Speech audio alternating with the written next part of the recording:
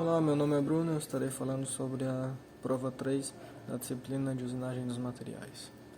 Na letra A da primeira questão, primeira e única questão, na letra A devemos falar sobre as características que devemos levar em consideração para a escolha das máquinas. Eu começo falando um pouco sobre como a necessidade da empresa vai variar a máquina que deverá ser escolhida, né? Com base no tamanho do material base também, pois a máquina deve ter essa área livre para se trabalhar com material base, no qual a empresa tem. Também com base nos materiais a serem usinados, os esforços na máquina vão ser diferentes. Logo, a gente precisa também ter uma estimativa da força que teremos na usinagem dos materiais que serão usinados pela empresa. Assim, pegando uma máquina mais rígida ou menos rígida, com custo mais elevado ou não, né? A potência livre da máquina também é de grande importância, já que se não tiver a potência livre a gente não consegue fazer a usinagem de certos materiais. Também o parâmetro de corte, os parâmetros de corte que a máquina apresenta para a gente pode variar a nossa escolha, já que isso faz também a produção variar e o acabamento em que se consegue nas faixas dos parâmetros em que a máquina trabalha.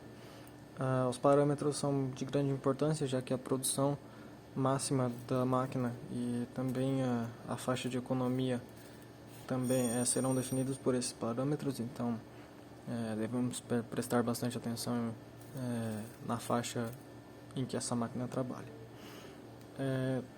Eu não soube falar muito sobre a questão do gargalo na produção, na escolha da máquina, já que eu não tenho tanta noção sobre o que exatamente estaria causando gargalo. Mas penso que, como escrito aqui, um torno que consiga variar uma boa faixa de velocidade de corte conseguirá também trabalhar em faixas de produção diferentes, assim tornando o gargalo um pouco menor. Isso para todos os tornos, né? Fazendo o gargalo daquele que tiver a maior ineficiência sendo menor. Na B, sobre a definição ideal dos parâmetros, comento que dependerá muito da necessidade momentânea da empresa, já que, por exemplo, eu falo num primeiro momento sobre uma demanda grande de peças e um prazo de entrega curto, deve-se trabalhar com parâmetros na faixa de maior produção, sendo assim sacrificando um pouco o custo, já que o custo se eleva ao entrar na faixa de maior produção, seja no caso principalmente por conta do gasto com desgaste de ferramentas. Como mostra no gráfico, o custo de fabricação e o tempo de fabricação, consegue ser diminuído bastante em detrimento do custo de fabricação. Eu mostro aqui um pouco da faixa de máxima eficácia e, enfim, com desgaste de ferramenta muito maior, passando da linha da eficiência, a gente já não se consegue ter um tempo de fabricação mais baixo também, pois a gente terá a troca das ferramentas muito recorrentemente. Também cito já um caso de demanda normal e um bom prazo de entrega, onde se pode trabalhar com o menor custo, os parâmetros para o menor custo, né? Aqui é um gráfico sobre principalmente a velocidade de corte, alterando o custo da ferramenta principalmente, e com a velocidade de corte o custo da usinagem vai diminuindo de acordo com o aumento da velocidade. E temos também o custo fixo. Nisso a gente tem um ponto em que a gente tem o menor custo, e esse seria o ponto ideal para um trabalho onde não se tem não se precisa de um desempenho tão grande da máquina a ponto de fazer uma produção mais rápida. Aqui também é um gráfico semelhante, relacionando a velocidade de corte com o custo, mas essas várias linhas, essas linhas de nível, são em diferentes profundidades de corte. Isso também serve para tanto a velocidade de corte, que já está apresentado no gráfico, quanto a profundidade de corte e também o avanço. Cada um estará tendo uma parcela de alteração no custo de fabricação. Assim como na velocidade de corte, se você passa demais do ponto ideal, mesmo se tendo qualquer um desses parâmetros muito elevado, a gente tem um tempo e um custo de ferramenta por peça muito mais alto. Nascer sobre a escolha de ferramentas de corte a serem utilizadas, né? Cito primariamente que varia de acordo com o que será usinado, a geometria também é usinada pela empresa. Isso assim, escolhendo uma ferramenta de usinagem mais rígida ou menos rígida, e claro, variando o modelo se varia o custo. Também pensando nisso, eu cito sobre fazer um teste da ferramenta no tipo de material que será usinado pela empresa.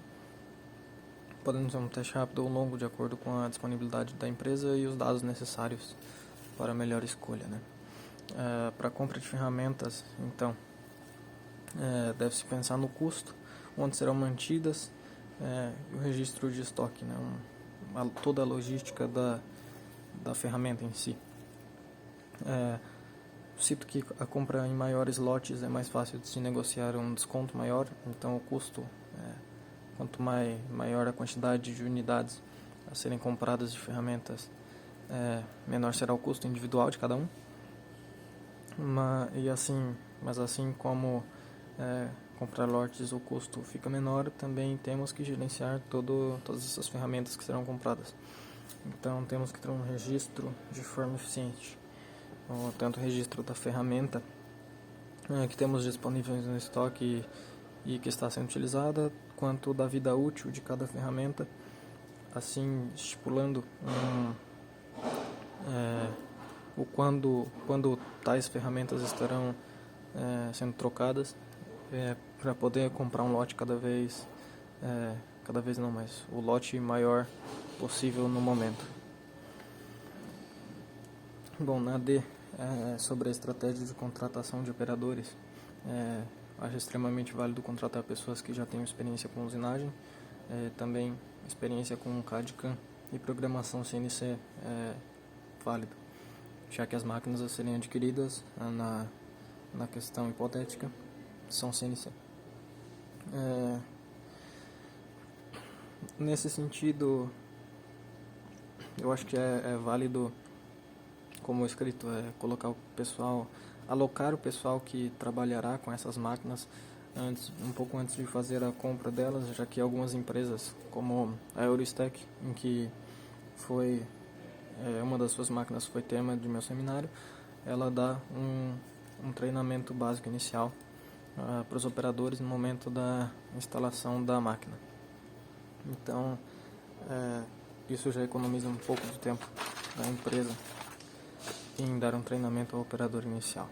Claro que também deve-se pensar num treinamento posterior, já que não estaremos instalando uma máquina para cada operador novo que entrar na empresa. Então deve-se pensar um treinamento posterior dado pela empresa para contratações após a compra da máquina. Também é importante um treinamento de CNC da máquina CNC, mesmo que um operador já tenha trabalhado com esse tipo de máquina, já que a interface de programação, de controle pode se alterar um pouco de acordo com a marca da máquina.